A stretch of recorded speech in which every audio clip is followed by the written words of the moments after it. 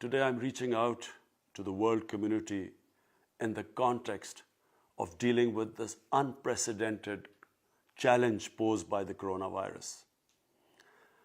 As we see the global response to this crisis unfold, we see two different responses, one in the developing world and one in the developed world. While in the developed world, the main dilemma is containing the coronavirus through lockdowns and then dealing with the economic impact. In the developing world, apart from containing the virus and dealing with the economic crisis, our biggest worry now is people dying of hunger. So the dilemma, on one side, stopping people dying from the virus, on the other hand, preventing deaths from hunger as a result of the lockdown.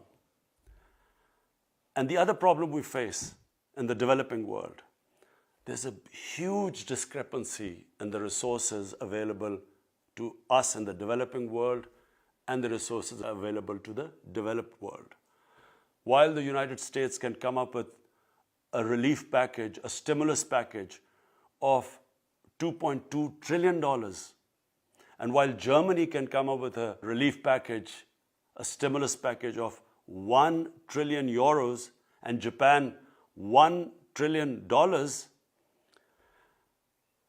give an example of Pakistan, with a population of 220 million people, so far the maximum stimulus we could afford is $8 billion.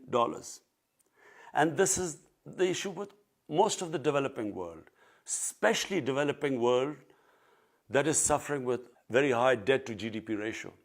So these highly indebted countries, the problem they face now is a lack of fiscal space.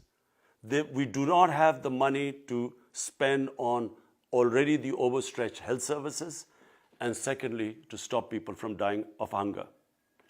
Therefore, I will be appealing to the world leaders, to the heads of financial institutions, to the Secretary General of United Nations, to launch an initiative that will give debt relief to developing countries to combat the coronavirus. Thank you.